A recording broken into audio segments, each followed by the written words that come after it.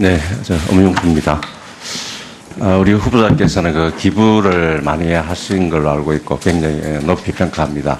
그런데 기부만큼 사실 어려운 게 세금 잘 내는 겁니다. 지금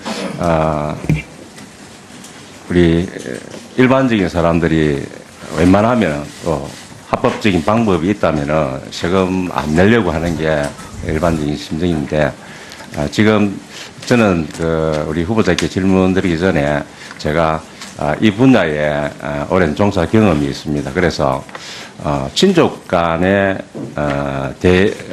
재산의 대물림 또 정리를 위해서 일반적으로 현장에서 쓰는 방법이 차용증을 활용해서 내가 빌렸다 부모로부터 그래서 이거는 정리가 아니다.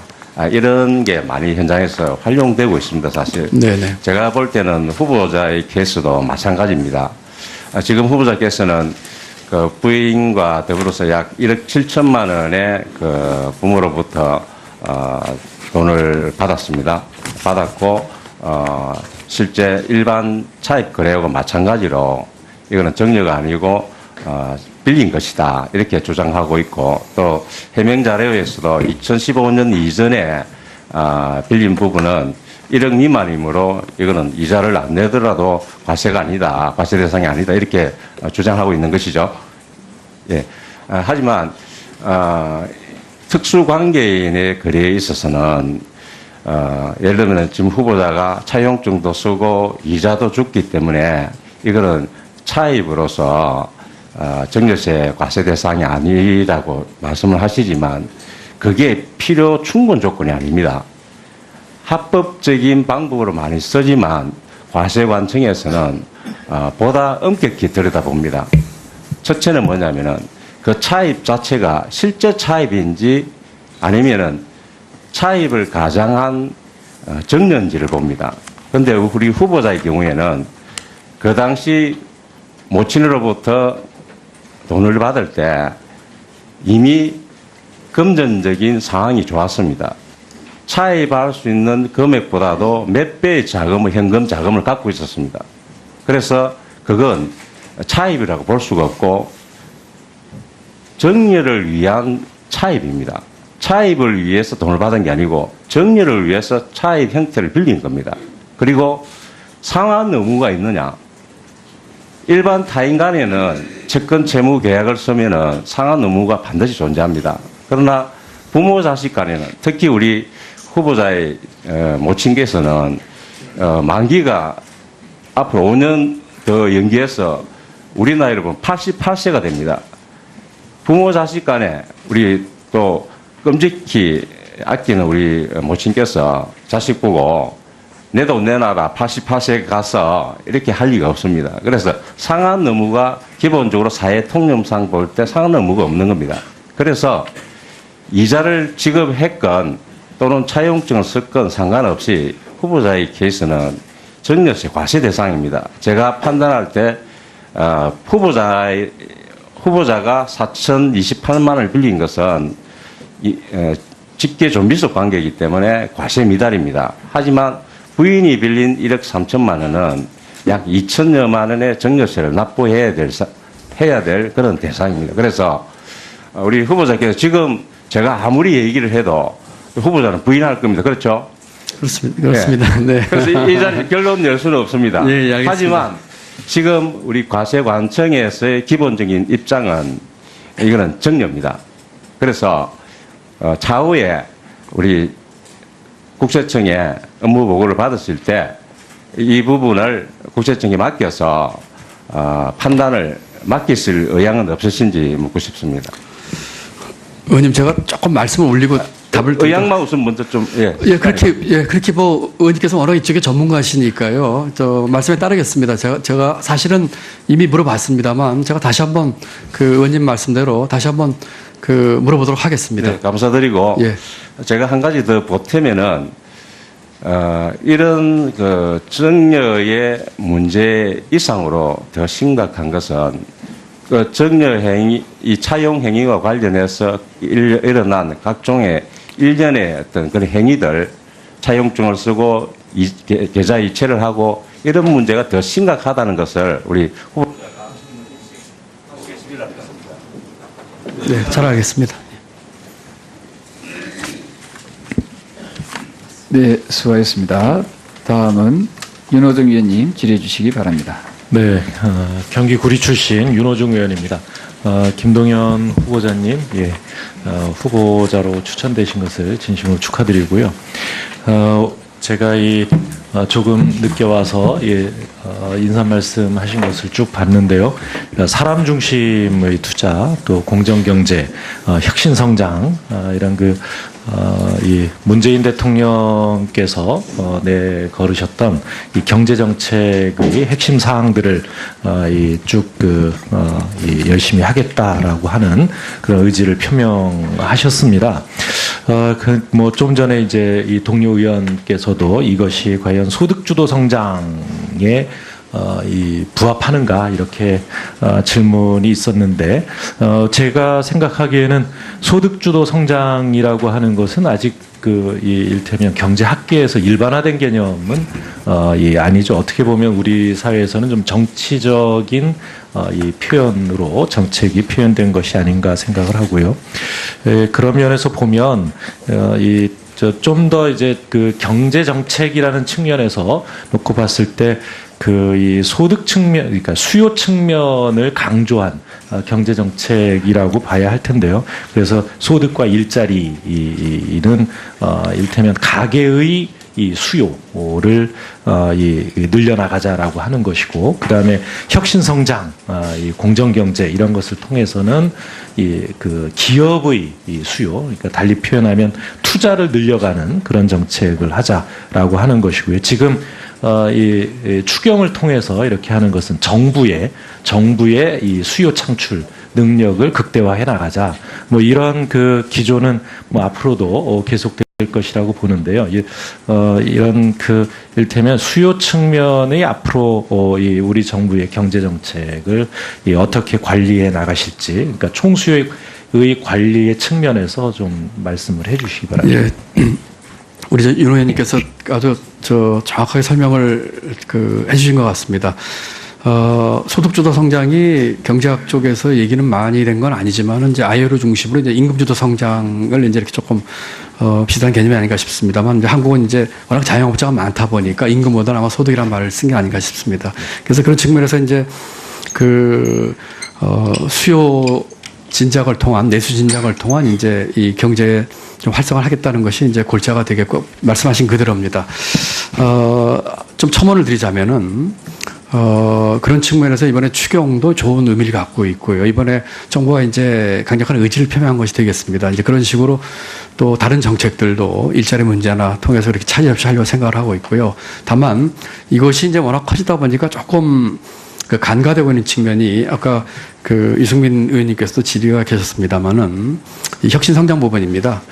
지금 일자리가 궁극적으로 민간에 생겨나야 되는 것이고요. 일자리가 민간에 생겨나기 위해서는 결국 기업이 제대로 하게끔 하는 터전과 이걸 북돋아줘야 되는 것입니다. 물론 불공정 관행이라든지 이런 것도 제가 고칠 것은 있지만, 그런 측면에서 이 공급 측면에서 기업의 기살리기, 또 구조개혁 문제, 또 생산성 향상 문제, 이런 것들이 같이 이렇게 받쳐야 되는 거라고 생각을 합니다. 앞에 이제 윤 의원님 말씀 그 부분이 이제 많이 강조가 되다 보니까 뒷부분이 조금 간과된 것 같아서 좀 균형 잡힌 시각으로 좀 보는 게 어떨까 하는 생각을 해봅니다. 네, 저도 조금 첨언해서 말씀을 드리면, 지금 그렇다고 해서 수요 측면의 정책에서 공급 측면의 정책을 가미하고 있는 거 아니냐, 네. 이렇게 보기도 합니다만, 실제로 보면 기업의 투자라고 하는 것도 총수요의 일부이고, 그리고 또 우리처럼, 그러니까 대외 경제 부문이 비대해져 있는 이런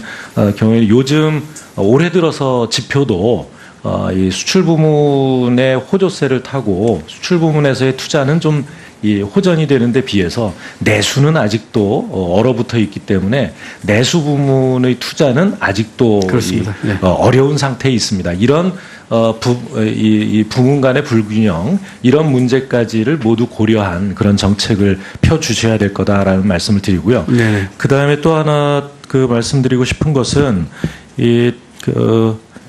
우리 그 뭐 5 주요 후보들께서 선거를 통해서 공통적으로 내놓으신 공약들이 있습니다. 징벌적 손해배상제 확대라든가, 그 다음에 재벌의 일감 몰아주기 규제를 강화하겠다라든가, 또 금융 소비자 보호를 강화하겠다라는 이런 이 정책들은 이 5 후보 모두의 공통적인 정책이기 때문에 그런 부분들에 대해서는 여야의 동의를 얻어서 시급히 추진을 해 주십사. 네, 그렇게 하겠습니다. 네, 수고하셨습니다. 다음은 박명재 위원님 질의해 주시기 바랍니다. 우리 후보자님 축하드립니다. 그 MB 정부 그리고 박근혜 정부 이르기까지 후보자는 예산실장, 기재부 2차관, 국무조정실장 등 예산과 우리 경제정책을 또 재정정책을 입안하고 추진하고 조정하는 그런 중요한 역할을 해오셨죠. 네, 그렇습니다. 앞으로 이제 문재인 정부의 초대 경제부총리가 되게 된다면은 경제정책을 총괄하고 조정하는 중요한 역할을 할 텐데 네네. 어떻습니까?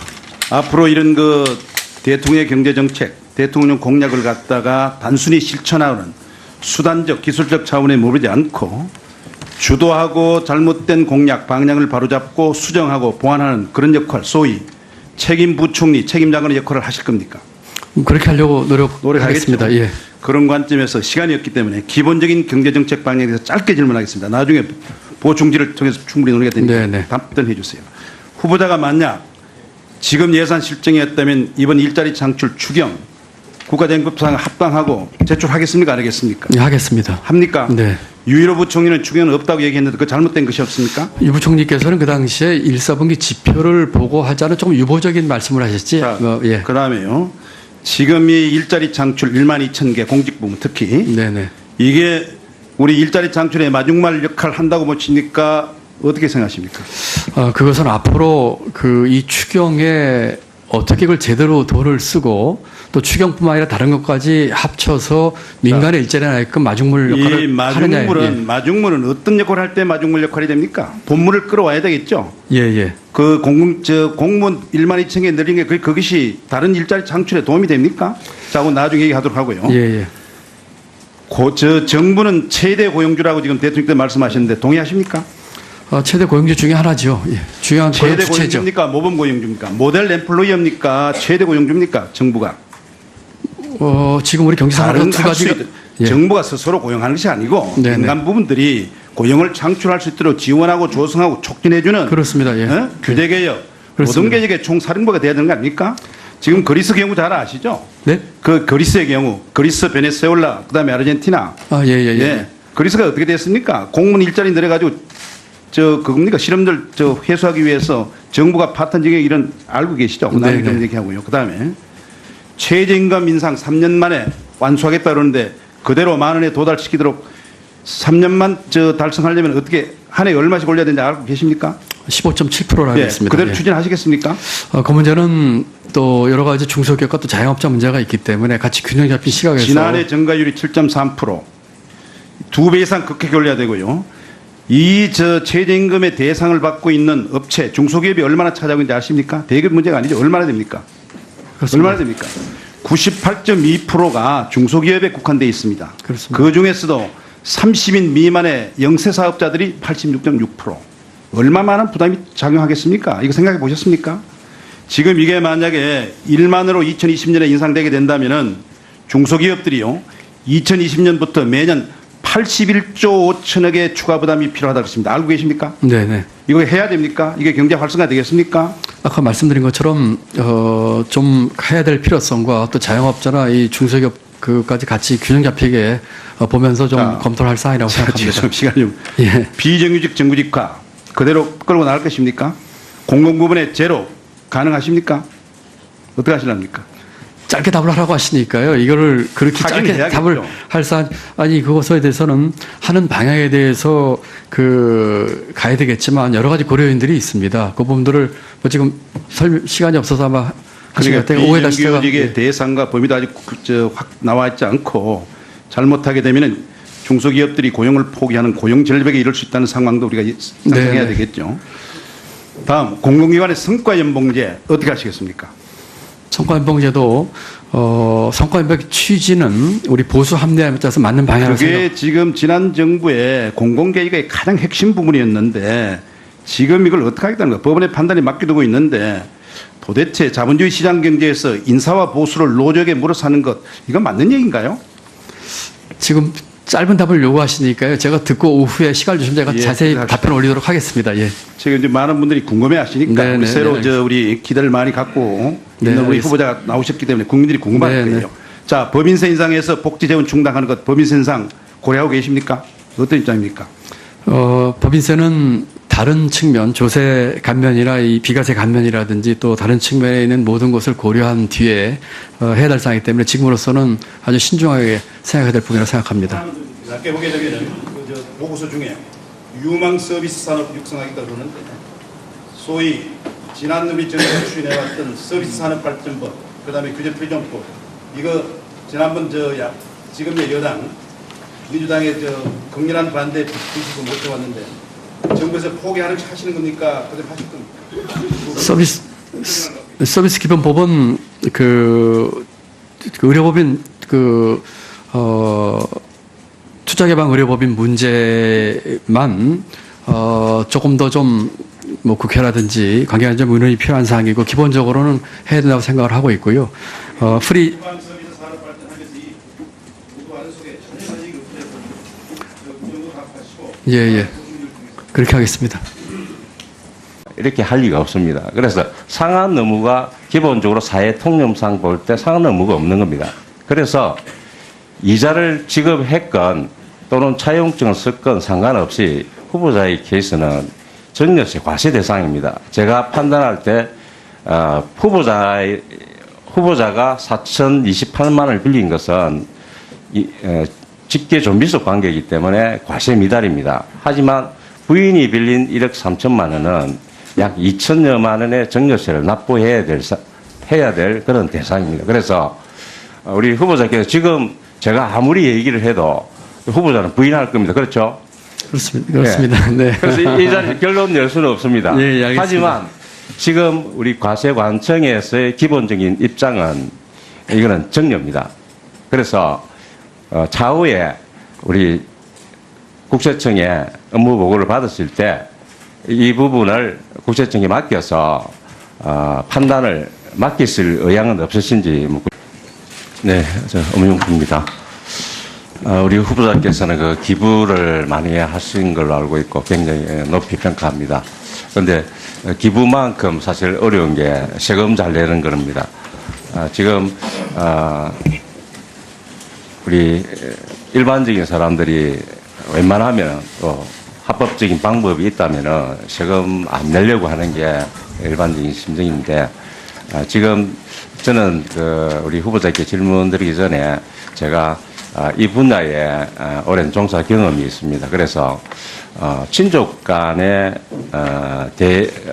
재산의 대물림 또 정리를 위해서 일반적으로 현장에서 쓰는 방법이 차용증을 활용해서 내가 빌렸다 부모로부터 그래서 이거는 정리가 아니다.